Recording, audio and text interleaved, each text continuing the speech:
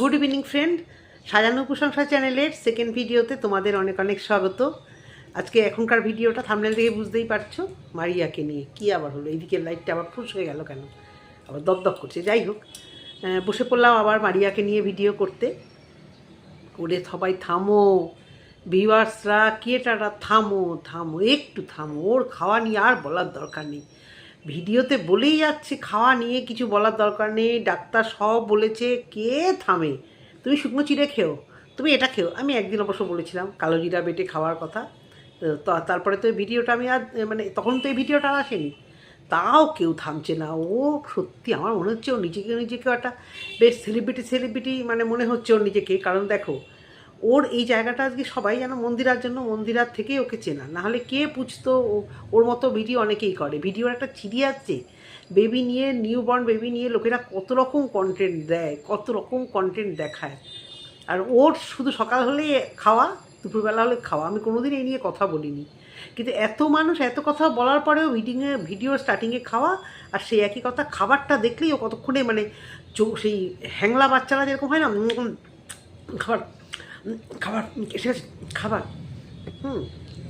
এমনিতে বয়স বেশি না, কিন্তু অল্প বয়সে, যাই হোক, বিয়ে হয়ে বাচ্চাও হয়ে গেছে। জানি না এক্স্যাক্টলি ওর কত বয়স।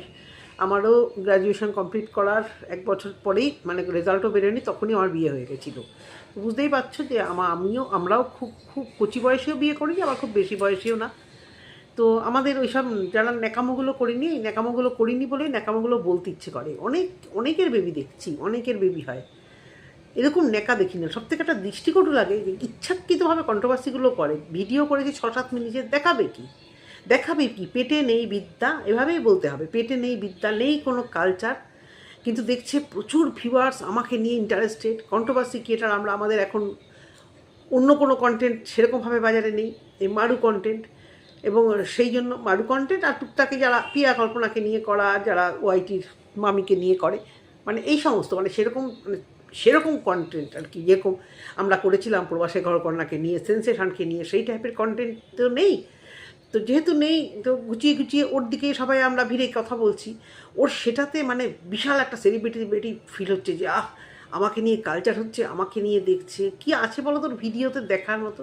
একটা সুন্দর বেবি নিয়ে সুন্দর একটা ভিডিও করা, দেখানো না? যখন বেবি হয়েছে ভালো, বাড়িতে যখন এলো সেই ওয়েলকাম বেবি, সেই দিনটাও সুন্দর করে ফুটিয়ে তুলেছে। তারপরে এখনকার এই ভিডিওগুলোর কি মাথা, কি এত ঘেন্না লাগছে ঘরগুলো দেখে। স্যাঁতস্যাঁতে নোংরাভাবে কীভাবে রয়েছে জানি না। আমি জানি না লাইট কম নাকি, আমি জানি না। ভিডিও করার জন্য রিং লাইটটা আনতেই পারতো। এবারে সবাই ওদেরকে নিয়ে ভালোবেসেই ভিউয়ার্সরা কথা বলছে। আর কিছু ভিউয়ার্সও আছে না তার লাগানি, এই ভিউয়ারদের জন্যই, মানে সত্যি আমি আগে ভাবতে পারতাম না, এই ভিউয়ারদের জন্য এই ব্লগারদের মধ্যে কিন্তু একটা ইফেক্ট পড়ে। কারণ এর মধ্যে থাকে সত্যি অনুপম ঠিকই বলেছে, বেবি হওয়ার আগে মুড সুইং, আর বেবি হওয়ার পরে। আর এর তো মুড সুইংটা অসম্ভব বেশি হচ্ছে, কারণ ওই যে আত্মীয় স্বজন নেই, বন্ধুবান্ধব নেই, কোনো জগৎ নেই, সারাক্ষণে ইউটিউব, ওই কমেন্ট দেখছে, এই ভিডিও দেখছে, কি করবে, কাকে কমেন্টে রিপ্লাই দেবে, এই করে সারাক্ষণ ও একটা ডিপ্রেশনে চলে যাচ্ছে। আমাকে এই বলছে, আমাকে সেই বলছে। আসলে কী বলতো, ঝগড়াটি বা মানে পায়ে পালা গিয়ে করার অভ্যেসটা তো আছে রক্তে। এবার যতই আমরা বলি যে ইগনোর করো না, এই যে আজকেও আমাকে দুজন কমেন্ট করেছে কল্পনাদের নিয়ে ভিডিও সংক্রান্ত, সেটা আমি এখানে বলছিলাম। মানে কল্পনার ছেলের এই অ্যাবাকাস নিয়ে কেউ কিছু কথা বলছে, জানি না। আমি এতটা ইগনোর করি, আমি সত্যি আমি ঘুরেও তাকাই না। তোমরা বিশ্বাস করবে কি না জানি না। যদি আমি দেখতাম আমার ভিডিওর মধ্যে কিন্তু তাদের কিছু কথা বলার টোন হয়তো, বা তাদের কিছু সেই রিলেটেড কিছু কথা কিন্তু আসতো। আমি দেখি না মানে আমি দেখবই না। আমি কিছু মানুষের ভিডিও দেখি না মানে দেখা ছেড়ে দিয়েছি, মানে একদম দেখবই না। এখন তো দেখবই না। আবার কখনো যদি কন্টেন্টের মানে সিমিলার পাই মনে হয়, তখন আবার দেখতে পাবো, মানে পজিটিভ যদি মেলে তবে অবশ্য করেই দেখব। তো এই ইগনোর পাওয়ারগুলো ওর মধ্যে নেই। ওই যতই ওকে বারণ করা হোক ওইগুলোই দেখবে, ওইগুলোই বসে দেখবে, কে কী বললো, কে কী কমেন্ট করলো। তারপরে ভিডিও শুরুতে খাওয়া, মানে স্টার্টিংয়ে এই যে খেতে দিল চা, এই যে খেতে দিল টিফিন, এতগুলো। এই যে হ্যাপি মু পায়েল, তোমরা সবাই জানবে, জাপানে থাকে। আচ্ছা, তারপরে হচ্ছে আমাদের ওই নেদারল্যান্ডে থাকতো যে মেয়েটি, এখন বোধহয় ব্যাঙ্গালোরে শিফট করে গেছে। ইউটিউবে আরেকটা দেখায় ঝুম্পা প্রশান্ত থেকে তোমার মালদা থেকে রাস্তার পাশে বাড়িটা, একটা ডগি নিয়ে সব সময় বাচ্চার রান্না, বাচ্চার যত্ন, মানে এত সুন্দর করে ভিডিও দেয়। বা এই নিউ বর্ন বেবি বলো, ওই দোলাদের বাচ্চাটা বলো, দোলার যে বাচ্চাটা হয়েছে প্রিয়স্মিতার যা, হ্যাঁ একটু এক্সেস দেখালে, ফটোশ্যুট দেখানোর পরেও ভালো লাগে ভিডিওগুলো দেখতে। আর এর ভিডিওতে শুধু ছ্যানছ্যানানি, মুখটা বেজার করে, মানে কাকে কি ঠুকবো আর কি পেটে ঠুকবো বলতেও খারাপ লাগে। কালকে ভিডিওতে আমি বলেছি, এত খাওয়া নিয়ে কথা বলে, যখন খাওয়াটা কম দেখালেই পারে বদমাইশি করে ওই ছেলেটি করছে। আর ও বলে না আমার জামাই, মানে আমার বর না থাকলে কি হতো, সেটাই আমাদের বড়দের তো সময় সুযোগ ছিল না এইভাবে পড়ে থাকা। তাদের সুযোগ ছিল, তাদের সামর্থ্য ছিল, আমাদের সামর্থ্য ছিল, আমরা কোনো লোককে রেখে দিয়েছিলাম এইভাবে ঘরে। আজকে দীর্ঘদিন ধরে কাজবাজ নাই বলেই ওই একটু যায় বাবার দোকানে বসে। আজকে খুব রাগ হচ্ছে আমার, রাগ হয়ে কথাগুলো বলছি। অত্যাধিক মানে নিজেদের নিজে ধরাকে সরাজ্ঞান করছে। 70,000 চ্যানেল, এত ভিউজ হচ্ছে, হ্যাঁ। তো এই যে আজকে মন্দিরা হাত ধরে টেনে না তুললে কে চিনত? এবং মন্দিরা শুধু হাত ধরে টেনে তোলা না, হাত ধরে মন্দিরার বাড়িতে একে আমি আগেও দেখেছি, কিন্তু না তখন ভিডিও করতো না কিছু।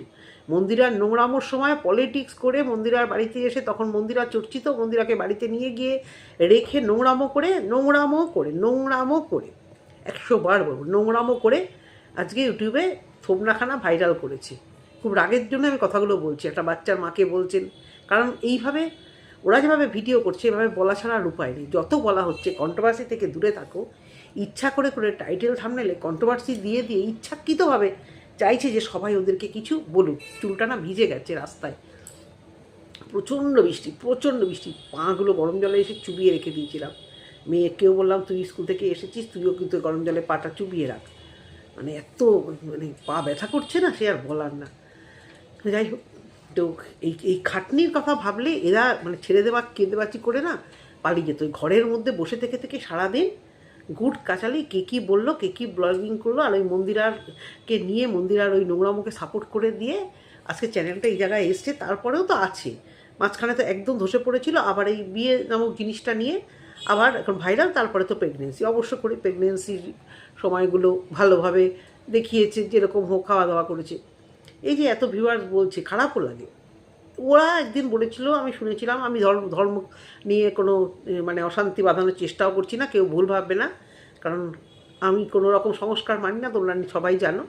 কিন্তু ওকে যখন বলা হয়েছিল যে, ও বলেছিল আমরা দুজনের কেউই ধর্ম চেঞ্জ করিনি, কিন্তু আমি এই কদিন ধরে খুব ভাইরাল আসছে সেই তোমার ওই রুম্পা আরিয়ানের সংক্রান্ত যে ঘটনাটা, রুম্পা হিন্দু মেয়ে হয়ে আরিয়ানকে বিয়ে করেছিল। ও কিন্তু এই পডকাস্টে বলেছিল যে আমরা বিয়ে করতে যাওয়ার সময় রুম্পা নাকি বলেছিল, পুরোহিত মশাই বলল যে এরকম তো হয় না, দুজন বিধর্মীতে কখনো তো বিয়ে দেওয়া যায় না, একজনকে ধর্ম চেঞ্জ করতে হবে। তখন ওর হাজব্যান্ড যেহেতু এখানে এসেছিল ওর বাড়ি থেকে, তখন ওর হাজব্যান্ড ধর্মটা চেঞ্জ করেছিল। কিন্তু মারিয়া অনুপম আজ অব্দি বলেনি, এবং আমার জানার কোনো ইন্টারেস্টও নেই। কিন্তু তবুও প্রচুর ভিউয়ার্সরা বলছে যে হাতে একটা কিছু পড়ো। আর ওখানে একদম কপাল ঢেলে সিঁদুর পরে বাঙালি বউ হয়ে ভিউজ কামালো, বাঙালি বিয়ে করলো। আর যেই এবাড়িতে আসলো, ওর কি স্ট্রিক্টলি বাড়ানো, ওর মা বা ওদের জ্ঞাতিগোষ্ঠী বা পাড়ালো যে ওই সিঁদুরটাকে রেখে তারপরে এই পাড়ায় ঢুকতে হবে। আমার জিনিসটা খুব অবাক লাগে, এত অড লাগে দেখতে। না পড়তো সারা জীবন কিছু হতো না। একটা মেয়েকে দেখলাম একটা বছর ধরে মাথা ভর্তি সিঁদুর, হাত ভর্তি, হাতে শাখা পলা, হঠাৎ করে বাচ্চা হওয়ার কদিন ঠিক আছে খুলে রাখতে হয়েছে, নার্সিংহোমে রাখতেই হয়। কিন্তু ভাই আমার বাচ্চা হওয়ার পরেই একদম মানে স্যালাইন যেই খুলে দিয়েছে আমার ছোটো ননদ, সাথে নার্সদের দিয়ে ভাই কিছু একটা পরিয়ে দাও হাতে কিছু একটা পরিয়ে দাও। আর সিঁদুর তো মানে একদম পরের দিন থেকেই পড়ানো শুরু করেছে। হ্যাঁ, নার্সদের দিয়ে গেছে, ওই প্যাকিংয়ের মধ্যে সমস্ত কিছু ছিল। তো এই তো দীপার ভিডিওটা দেখলাম, কি সুন্দর, বাবা কি করে হলো ওটা আমি বুঝতে পারলাম না। নার্সিংহোমটা খুব ভালো, আমি জানি না কোন নার্সিংহোম এটা, কোন হসপিটাল এটা, মানে কয়েকজনই ছিল, কেবিন নয়, জেনারেল বেডই, কিন্তু দারুণ নার্সিংহোম দেখে বোঝা যায়। ঝা চকচকে একদম, বেডগুলো যেরকম সেরকম টাওয়ার, সেরকম বিছানার কভার, সেখানেও কি সুন্দর মানে করছে, টিপ পরা, লিপস্টিক পরা, বারবার করে ভিডিওগুলো আসছে, ভালো লাগছে। কী হচ্ছে রে বেলা, একটা জিনিস সারাবে সাথে আরেকটা জিনিস খারাপ। ও ঘরের লাইট সারাবো তো এই ঘরের লাইট খারাপ, ও ঘরের ফ্যান সারাবো তো এই ঘরের ফ্যান খারাপ, মানে লেগেই আছে। তো খারাপ না, এটা কেন দপদপ করছে আমি জানি না। তো ও হচ্ছে সুন্দর, মানে বাচ্চা হয়েছে কষ্ট বুঝলাম, এত চেহারাটা এতটাই মানে হেভি, মানে প্রচণ্ডই কষ্ট পাচ্ছে, সিজারের ব্যথা, প্রচণ্ড ব্যথা, প্রচণ্ড কষ্ট, এটা একদম সত্যি কথা। কারুর অল্প কাটে, কারুর পেস্ট করে, আর কারুর অনেকটা বেশি কাটে। হ্যাঁ, কিন্তু ন্যাকামো ও অত্যাধিক এটা সত্যি কথা করে, তাও ঠিক আছে। কিন্তু আমার অবাক লাগে যে ভিডিওর মধ্যে এই যে কী বলবো আর, আজকে কি বললো ওই যে 66-65 নিয়ে কথা উঠেছে, কালকেও ভিডিওতে দেখেছি কিছু ভিউয়ার্সের একটু কিউরিসিটি বেশি, এরা যেটা দেখায় সেটা নিয়ে শান্তি হয় না, যেটা দেখায় না সেটা নিয়ে ওদের। তা বললো যে ওই সব নিয়মই পালন করেছে, সত্যি মিথ্যা জানি না, কারণ 10টার মধ্যে 8টা মিথ্যে কথা বলে, মারিয়া এবং অনুপম 10টার মধ্যে 8টা মিথ্যে কথা বলে।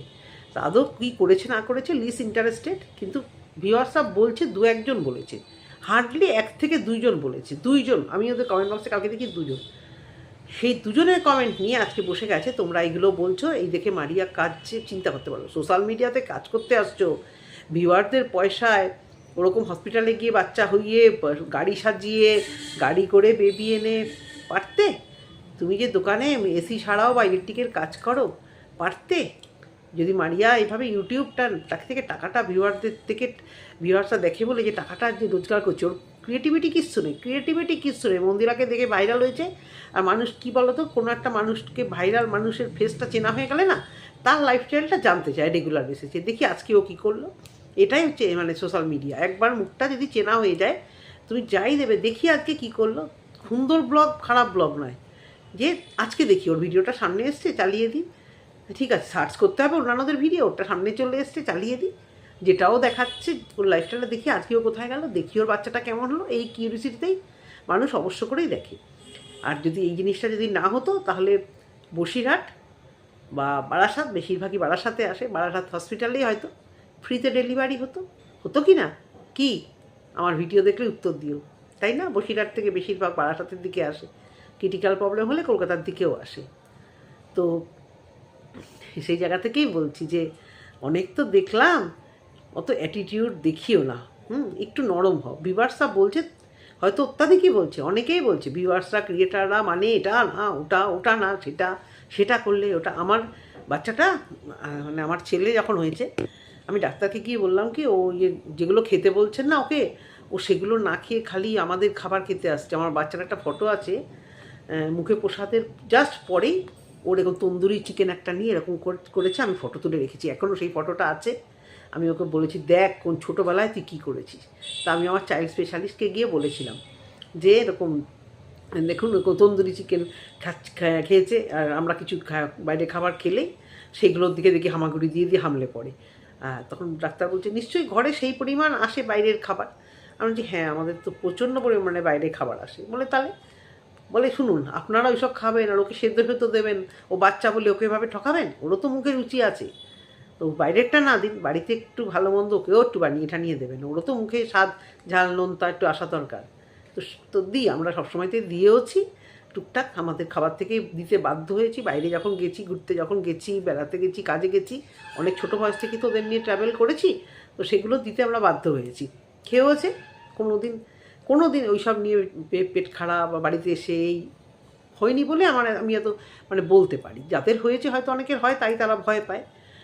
হ্যাঁ, কিন্তু তো এই কথাটা হচ্ছে ভিউয়ার্সরা ভালোবেসে বলছে প্রচুর বেশি, এটা সত্যি কথা। মাথা খারাপ করা বলা শুরু করে দিয়েছে।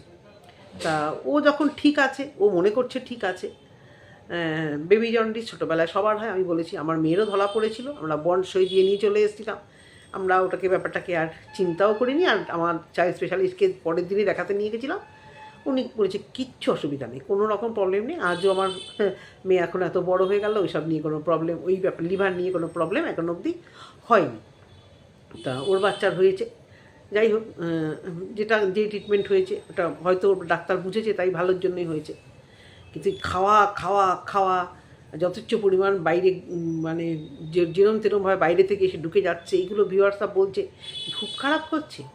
আজকে ভিডিওতে যেহেতু ভিউজ নেই, প্রেশার মাপার একটা, যখন ওর প্রেশারের এই প্রবলেম, একটা প্রেশার মাপার জিনিস একটা অবশ্য করেই রাখা উচিত।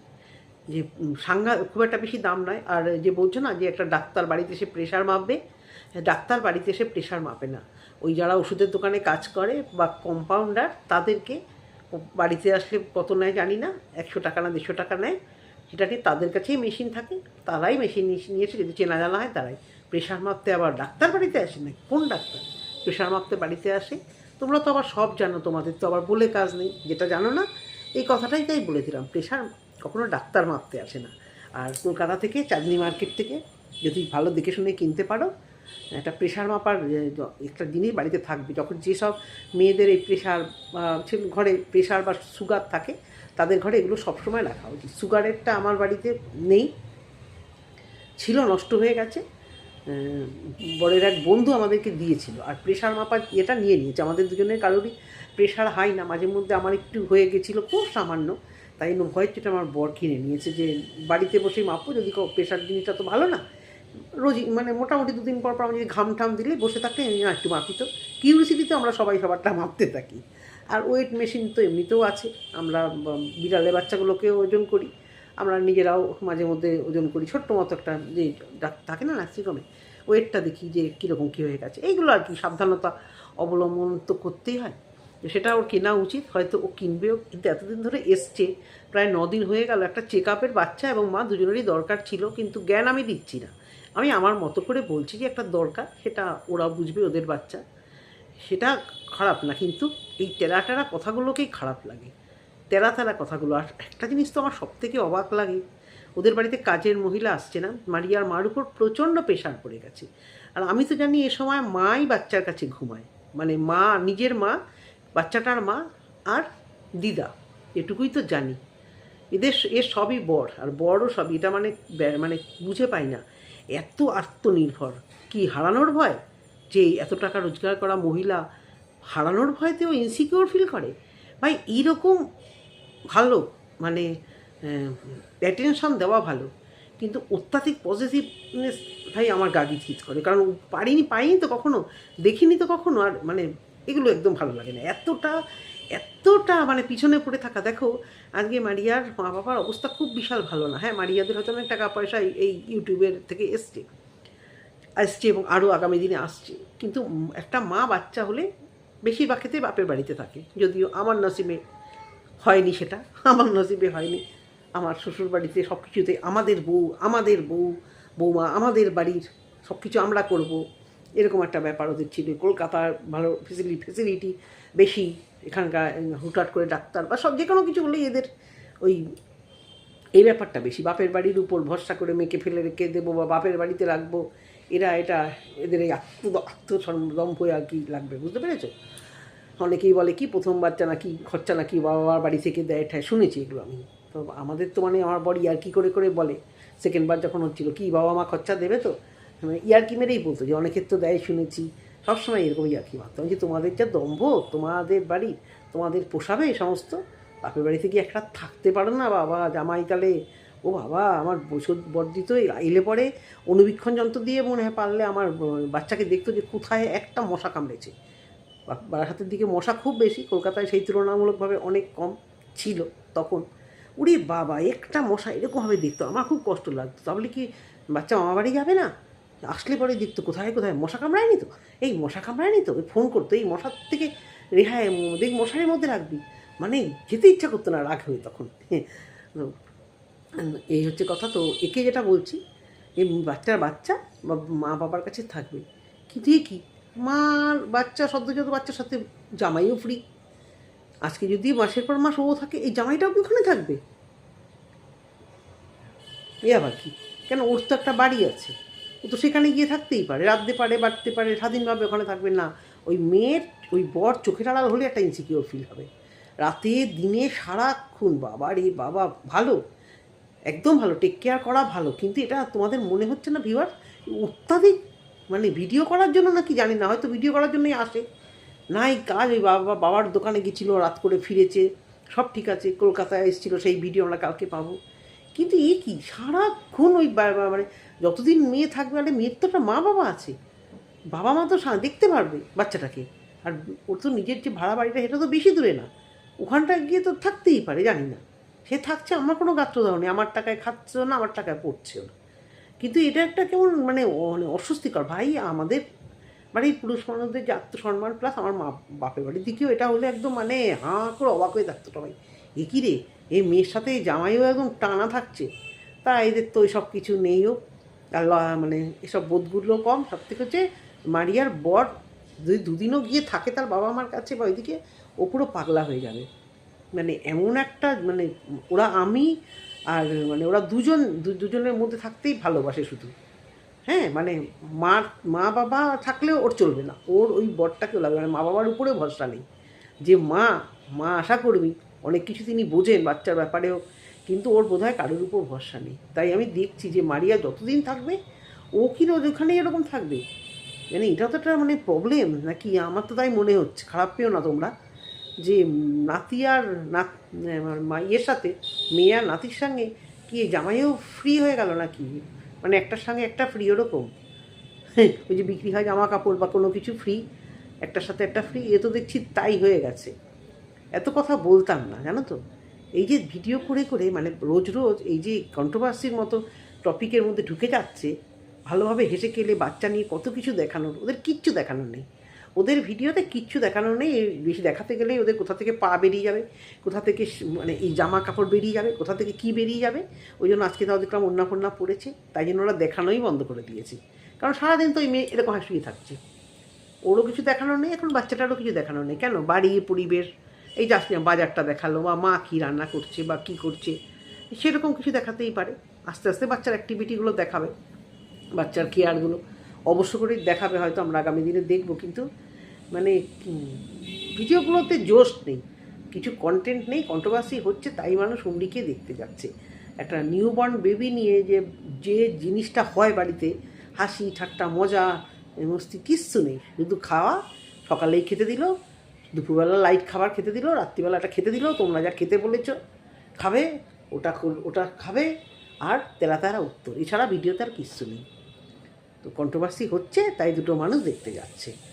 হ্যাঁ, আর এখন একটু ভাইরাল হচ্ছে, এখন মানে ওদের চ্যানেলটা একটু রিচে আছে, তাই না? বাচ্চা কাচ্চা হয়েছে, এই সমস্ত জাননি, রিচে আছে। বেশি এরকম তেরা কথা বললে মানুষ মুখ ঘুরিয়ে নেবে, তখন আবার এই যেমন আজকে একটু নরম হয়েছিল, কালকে যে তেরা হয়েছিল, বিশেষ করে মারিয়ার মানে প্রচণ্ড তেরা কথা, ওই টাকা পয়সা রোজগার করে বলে এই ছেলেটি ওকে চুপচাপ সহ্য করছে, আর কিচ্ছু না। ছেলেটি ভালো কিন্তু অত্যাধিক ভেড়া, আজকে বলতে বাধ্য হলাম। ভালো যত্ন করে কিন্তু অত্যাধিক ভেড়া। পুরুষ মানুষের যে একটা কাজ করে দেয় তার জন্য না, কাজ করাটা খুব প্রশংসনীয়, মানে খুব সুন্দরভাবে হেল্প করাই ভালো। সংসারে কি একটা মহিলারা কাজ করবে, সেটা খুব ভালো। আমার বাবাও ভীষণভাবে কাজ করতে পারতো ঘরের কাজ, কিন্তু যে একটা দাপট, একটা যে মানে থাকা দরকার, পার্সোনালিটি ছেলে মানুষের কিচ্ছু নেই একদম। মানে ওই ওঠ রে ভেড়া ওঠ, বস রে ভেড়া বস, চোখের আড়াল হলে কোথায় গেলে, এই মা বাবার কাছে গেল কিনা, ও বাড়িতে গেল কিনা, এইগুলো বিরক্ত লাগে। অত্যাধিক মানে বেশি কথা বলে, অত্যাধিক বেশি কথা বলে।